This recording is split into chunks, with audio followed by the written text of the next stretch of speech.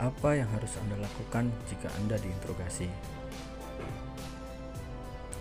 Interogasi adalah suatu proses pengumpulan keterangan oleh penyidik melalui serangkaian pertanyaan terhadap seorang warga negara berkaitan dengan pemeriksaan suatu dugaan tindak pidana.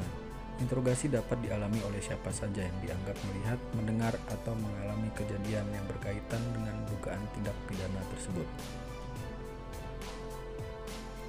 Jika Anda dipanggil, diundang, maupun dibawa oleh polisi untuk diinterogasi, maka hal yang harus diperhatikan adalah 1.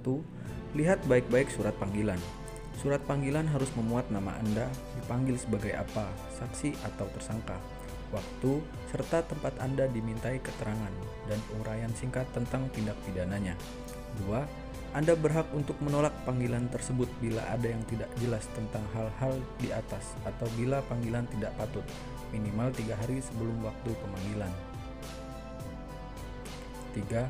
Anda berhak untuk didampingi penasihat hukum. Bila Anda sedang berada dalam penangkapan atau penahanan, Anda berhak untuk menolak diperiksa sebelum permintaan Anda didampingi penasihat hukum dipenuhi.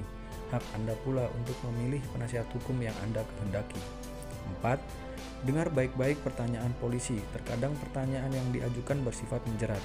Misalnya, jawaban atas satu pertanyaan yang diajukan polisi dapat mencakup 2 jawaban sekaligus. Contoh, benar Anda pada tanggal 1 Mei 2004 hadir dalam diskusi di Gedung X yang berisi penghinaan kepada Presiden? Bila Anda menjawab iya, berarti Anda tidak hanya hadir dalam diskusi di Gedung X pada tanggal 1 Mei 2004, tetapi Anda juga mengakui bila diskusi tersebut berisi penghinaan kepada Presiden. Jangan takut untuk meminta waktu kepada polisi untuk bertanya kepada penasihat hukum yang sedang mendampingi Anda. Hal ini merupakan hak Anda yang dilindungi oleh undang-undang. 5. Anda berhak untuk berbicara dengan penasihat hukum Anda di setiap tingkat pemeriksaan tanpa didengar petugas yang berwenang.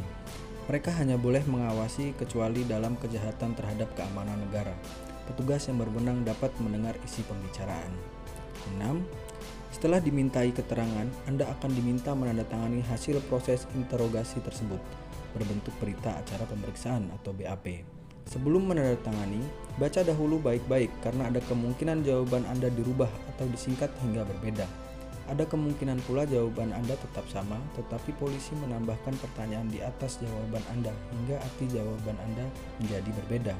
Contoh, benar Anda pada tanggal 1 Mei 2004 ikut dalam demonstrasi buruh yang tujuannya untuk menuntut turunnya Presiden di depan DPR RI? Jawabnya iya. 7. Bila Anda dalam tahanan dan akan dimintai keterangan lanjutan, minta pihak kepolisian menghubungi penasihat hukum Anda dan jangan mau diperiksa bila tidak didampingi. 8. Bila dalam pemberian keterangan ada hal-hal yang tidak Anda setujui, tetapi polisi tidak mau merubah sesuai keinginan Anda berhak untuk tidak menandatangani BAP. Hal ini akan dibuatkan berita acara beserta alasan Anda tidak mau menandatanganinya. 9. Anda berhak untuk mendapatkan salinan berita acara pemeriksaan. Ingat, penyiksaan dalam bentuk apapun dalam mengorek keterangan dari tersangka oleh kepolisian adalah pelanggaran terhadap Undang-Undang Dasar 1945, Undang-Undang HAM Nomor 39 Tahun 1999, dan Konvensi menentang penyiksaan yang telah diratifikasi oleh Indonesia dengan Undang-Undang Nomor 5 Tahun 1998.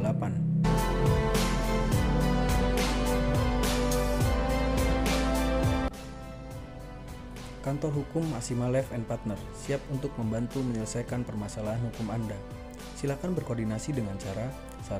Hubungi kami melalui telepon 07215602 343, melalui handphone 082183832021, atau melalui WhatsApp 082183832021. Bisa juga melalui Instagram @asimalevlawfirm dan melalui email asimalevlawfirm@gmail.com.